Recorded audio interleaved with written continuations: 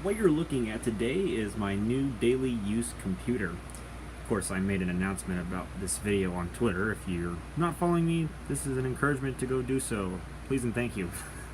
I mean, you don't have to if you're not a Twitter user. I'm not forcing you, but regardless, it'd be nice if you did. So, what is this computer I picked up? Well, this was a trade at the local computer store, I guess. I mean, not really. What it is basically is a well, down at this local business we call the general store, there's basically odds and ends and stuff.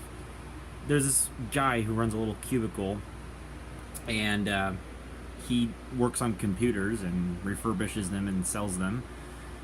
And this was one of the machines, was this HP Pavilion computer. He had it sitting next to a Dell Inspiron 1 2305, which was not only lesser spec than this one, but it also was marked for a higher price. What a deal! Anyway, so I walked in one day, I saw this alongside the all-in-one, and I was half tempted to get the all-in-one because it was a space saver. It was an all-in-one, it had a nice screen on it. I didn't like the spec sheet though. It was an Athlon 2, or might have been an Athlon, yeah, probably an Athlon 2, and I think it was an X4 250U or an X2 250U. I can't remember the model number. Either way, it was a very slow processor for Windows 10. It came out when Windows 7 was during its mainstream phase, so definitely the machine had a few years on it in terms of being outdated. And to put more pain into the deal, it only had 4 gigabytes of RAM, which was the original amount from the factory. So, while it was nice, it was a touchscreen, you know, everything seemed pretty nice about it in general, it just wasn't worth messing with, especially considering you had to buy RAM for it. You know, it's not really worth my time. Took a look at this one. It had all the original glossy plastic protecting stuff on it. I took it off because I thought it looked kind of goofy. Half the plastic stuff was coming off anyway. So I took it all off, and here it is. It's starting to get a little bit dusty, but it's not too bad. I can deal with it for sure. It might be starting to get a little bit smudgy too. But anyway. So this machine was a bit of a pleasant surprise when I looked at the spec sheet of it. Now, I thought this machine would have been like some low-end budget Pentium system from HP. Nothing really spectacular, you know, maybe 6 gigs of RAM, maybe Intel integrated video, or maybe even some low-end AMD like an A4 or an A6 or something. It's so low power that there's something unique about it in the back that I thought I would show you guys because it is so weird. But no, out of pleasant surprise, the spec sheet was all worth it in the end. I traded a Surface Pro 3 for it, my Surface Pro 3 to be specific, because I just didn't use it enough to justify my having it, and I didn't really use it for what it was intended for. That's why I have my iPad, so I figured this one will get more use than that Surface ever will. So, we got Windows 10 Home, version 1511. We have an AMD quad-core A8 with AMD Radeon R5 graphics. Of course, whoops, sorry, that's an APU running at 2 gigahertz.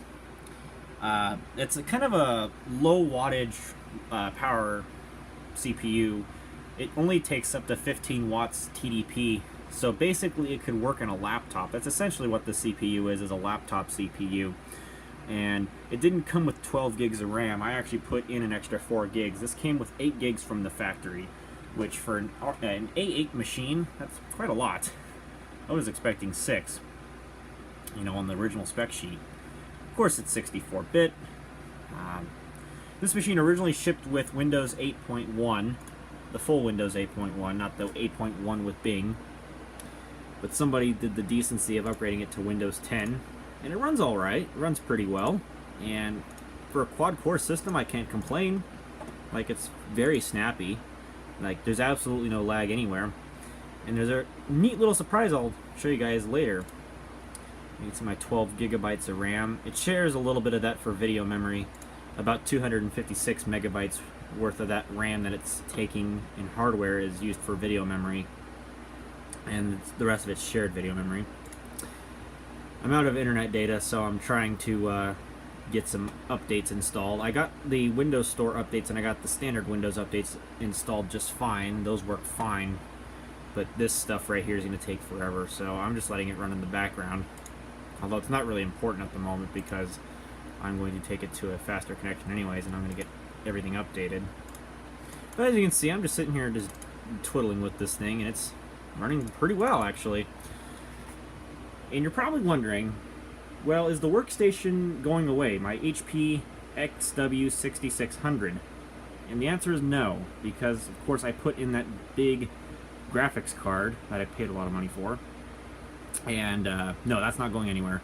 As a matter of fact, this machine is going to be replaced, or it's going to be replacing that workstation as my daily use system. And the reason is, the workstation, whenever I play games on it, it tends to get a little bit hot.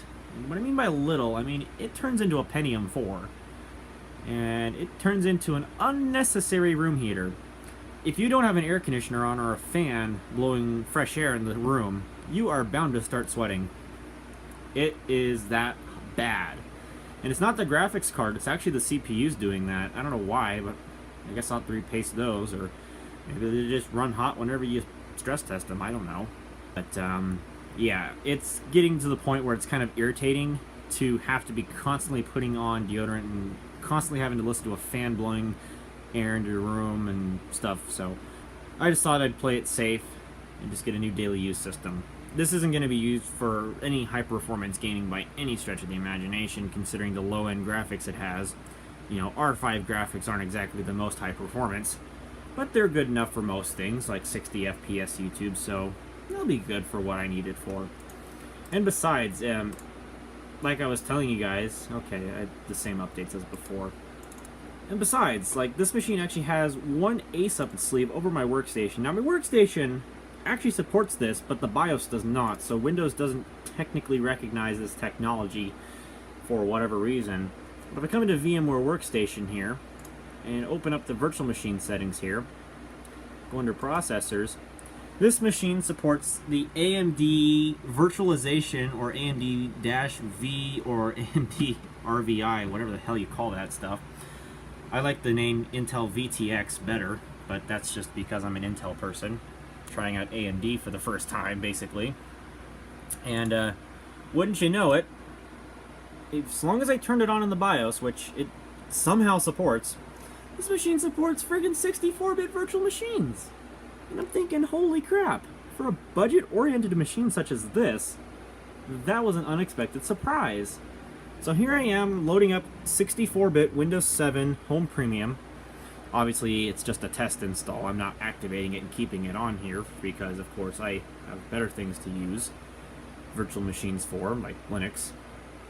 But a pleasant surprise to see that it'll actually run a 64-bit operating system, which that's kind of impressive for, like I said, a little budget system such as this. That you don't normally see that, so I've allocated about 4 gigs of RAM to the system and 2 physical CPU cores. Obviously, since this is not a hyper-threading system, so you have to use physical cores. But there it is. Windows 7 booted up just fine. And I can come in here to the properties. Aero isn't that great, but what do you expect for a virtual machine? Like, it's really laggy, so no wonder frickin' VMware set the basic theme by default. You can see everything's detected here.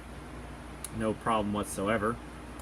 But yeah, it's not exactly the most high-performance system by any stretch of the imagination, but it does have the capability of running at least a 64-bit virtual machine at its basic necessities to get basic tasks done. I might use this Windows 7 virtual machine for older OSs like Windows 98 with Virtual PC 2007, but VMware already supports that. It's just, I don't know why there's no sound driver, but I'll figure that one out later. I'll probably use like an older version of VMware tools or something to get the sound drivers working under an older Windows 9X operating system like 95, 98. Oddly enough, ME supports a modern audio device, whereas 98 doesn't. Neither does 2000 still supported to some form of fashion with a recent version of VMware tools. And if I can get out of full screen, that would be useful. Thank you. I know, Control-Alt-Enter. I know that key command, excuse me. And I'm starting to load this thing up with a bunch of my software. At the moment, it's basically got a clean load, and it's pretty much running as smooth as it would from the factory. I'm not going to bother doing a factory format on this back to Windows 8.1 since it's running so well. There was indeed an option to go back to Windows 8.1 on this recovery menu, but it went away the day I started using it, which was today, so I don't know what the hell that was about, but whatever. So, let's go ahead and shut this down. I want to show you guys the inside of the case and the exterior ports and yada yada yada, because it's a very interesting case design that HP used. Excuse the mess of the bed and the noise of the air conditioner, but one weird thing about this system is it weighs practically nothing. It's really weird. It's like very contradicting, because you'd think it weigh as much as like one of these Core 2 quad systems back in the day when these things were just bloody massive, but not the case with this one. It's very lightweight. Probably because there's like absolutely nothing in the case, and you'll see that in just a moment. So on the front, for those wondering, and yes, I can pick this up with one hand, you do get a regular DVD burner optical drive, which some of these don't even come with. Oh look, nice little paper particle in the case. I'll have to come after that later. A couple indicators and the power button up here on the top. This area you would think would be for expansion, but no, this is just a blank. There's nothing there. You had a multifunction card reader. I believe this is a 7-in-1 card reader. Microphone, headphones, 2 USB ports, and again, nothing, is just cosmetics. High gloss black plastic. Now this is where the system starts to get a bit strange, is on the back panel. Hang on, I'll turn on the light real quick on my iPad Pro. Oh, I love my iPad Pro 9.7 for having a built-in light. This is so useful. I don't know what the heck that particle was either. So, as you can see, we have a standard cooling fan to exhaust, which is, again, typical. So, we get some audio ports, line in, line out, and mic. 2 USB 2.0 ports, and an Ethernet port, 2 USB 3.0 ports, both DVI and VGA, and one weird thing. What does that look like to you? You'd think that would be a laptop exclusive, but nope. This thing is powered off of a laptop power supply, of all things. And that's what makes this system unique, because if you didn't notice, there's no power supply. And the remnants of where a power supply would be, that's just blank. It's like unbelievable. And also, where the expansion cards would be, there's nothing there. There's just blanks. And there's nothing up there, there's nothing there. I mean, that's a knockout slot, but there's nothing there. It has the symbol for screwdriver on it, but there's just nothing there. It's weird. There's absolutely no expansion capabilities in the system other than RAM, hard drive, and optical drive, and possibly adding a better Wi-Fi card to the system. That is it. Like, the system is so highly integrated, it's unbelievable. Like, look at the case. There's so much unused space in this case. It is unbelievable. Like, you can see there's mounting spots for the power supply, but obviously there's nothing installed. The motherboard doesn't even reach up to the expansion slots because, again, there's just nothing there. The spot for the second optical drive has not been installed. You can see where the screws would go for that. There's no 3.5-inch bay underneath that. There's not even a room. There's not even room for that. And only one hard drive bay, and there's no room for a second hard drive. So really, you are very limited in your expansion capabilities of this computer. You do get, oh, no wonder the card reader doesn't work. It's not even plugged in. Ha! Found that out. I'll have to plug that in after I'm done recording this clip. So as you can see, this motherboard is very highly integrated, and there's like no room for expansion. The processor is soldered on, so you cannot upgrade it. You're stuck with the processor that comes with the computer. You get two DDR3 RAM slots that take up to 1600 megahertz memory. That was the factory installed 8 gig memory module, which is kind of surprising because these things usually only come with 2 4 gigs. So somebody must have paid the extra $1 to get the single 8 gig, which would not have been cheap, believe me.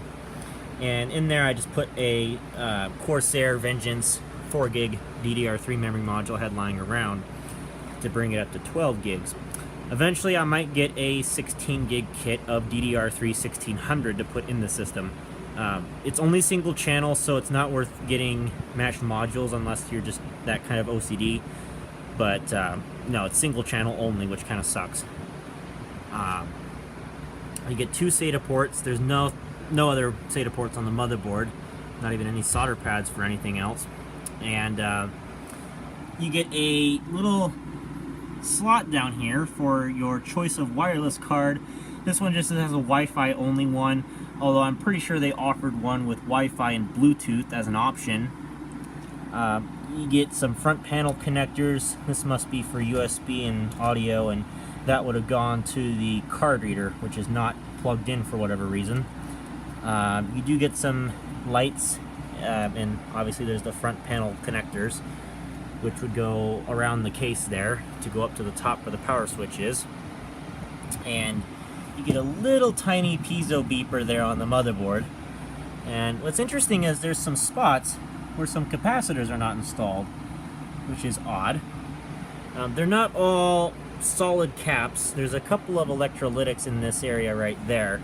Otherwise, the rest of the caps are indeed solid, and there's not a lot of them on this motherboard to speak of, which is surprising.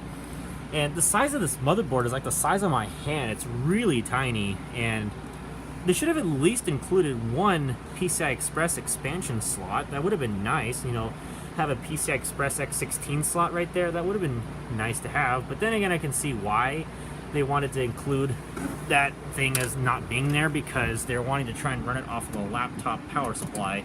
So they got some design constraints they had to fit in, and I can see that. But this is a very small motherboard, very energy efficient motherboard. This is a Seagate 2 terabyte hard drive that came with the computer when it was new. And yes, it is a Seagate because I looked it up in Windows. And it uses an HP DVD writer. And yes, it is an HP branded optical drive, because HP sometimes does manufacture their own equipment, or they just rebrand some other manufacturer's drive. This one might be an HP manufactured one, I believe. This, I believe, is a SATA 3 hard drive, not a SATA 6. Although I believe the motherboard supports SATA 6. But yeah, I can't tell. But yes, it is a Seagate hard drive that is in there.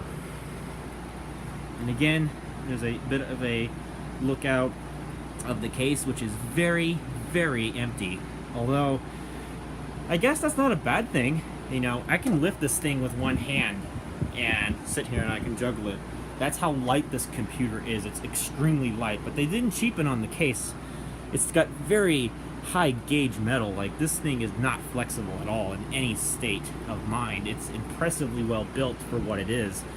It's just a shame that HP didn't go so far as to include system expansion, because I wouldn't have minded a big old Herkin power supply there.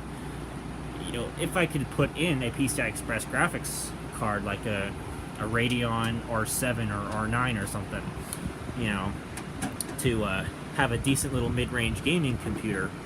But, you know, it's a budget machine, so I'm obviously not going to complain about it because I got what I paid for, and that is a quad-core low-cost computer that does 64-bit virtual machines, supports up to 16 gigabytes of RAM, and is very quiet and energy efficient. So, I mean, I'm not going to complain. It's a nice system. It really is. I mean, it's not as nice as this Core 2 quad rig, which I put my old GTX 650 in, but it is still a nice system nonetheless, and definitely will be a nice daily use system.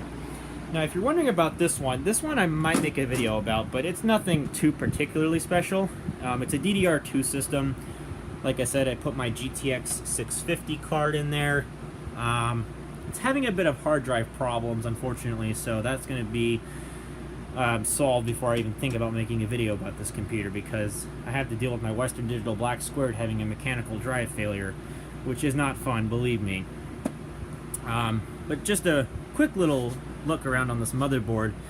This does have some pinouts for where would be a VGA port and a serial port, maybe even a DVI port way up there. It's even marked on the motherboard as having a DVI option right there in the middle, and also HDMI, but clearly the ports were not installed on this particular motherboard. They expected you to have an expansion card for video, but you can see there's a huge array of blank space there.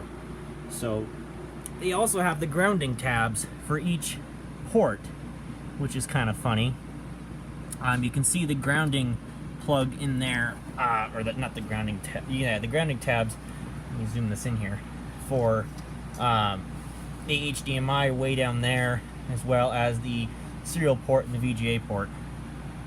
This is a 2009 system with a Core 2 quad, 2.33 gigahertz, with a 8 gigabyte kit of DDR2 800 memory, dual channel, and 4 hard drive bays, 2 5.25 inch bays, and a card reader mounted up top. The system's actually pretty sweet, so I might make this my daily use system if it turns out to be better than that HP, but for now my friend is using it because he likes to quit using his laptop for gaming all the time, which, fun fact, actually uses pretty much the exact same processor as this HP. It's just in a laptop, not a desktop, which I thought was kind of funny, but it makes sense because there's low energy usage and it's thermally efficient. And I'm leading to believe it's the exact same A8 processor with the exact same graphics. However, his system only shares up to a maximum of a gigabyte of video memory at the maximum, because when he plays Grand Theft Auto 5, he only gets a gigabyte of video memory to work with, so that kind of sucks. So for those curious about what the power plug looks like, it's a right angle plug. It looks a lot like a laptop power cord, but I believe it's specially engineered for this particular system unit because it has to carry more current to supply power to the full desktop hard drive and other components like the optical drive, which take a little bit more power than the average laptop does, but it's still a very low current system, so that's how they were able to pull that off. For those curious, here's a quick little startup test. I'm just going to go ahead and quickly set this down here. That way I can press the power button and hit start at the same time. So here we go. 3, 2, 1, go. This uses a UEFI BIOS. Kind of interesting for a computer like this. But as you can see, it's booting up right away.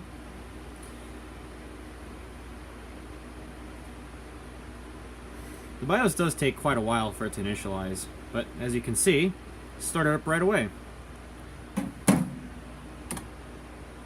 So it was already pretty fast with 8 gigs, so 12 gigs didn't make a difference.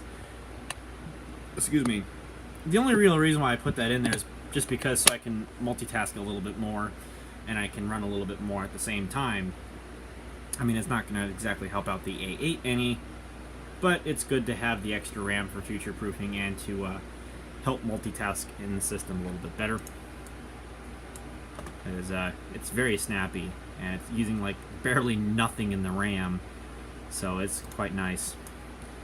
So there we go. So for the system that's running Blank by Microsoft, it's not going anywhere. As a matter of fact, it has less RAM than the freaking new system that's right over there asking me to set up OneDrive. But it's more powerful still, and you know, maybe in the future I'll upgrade the processors on this and then I'll put it back to being daily use, but I don't know, we'll see.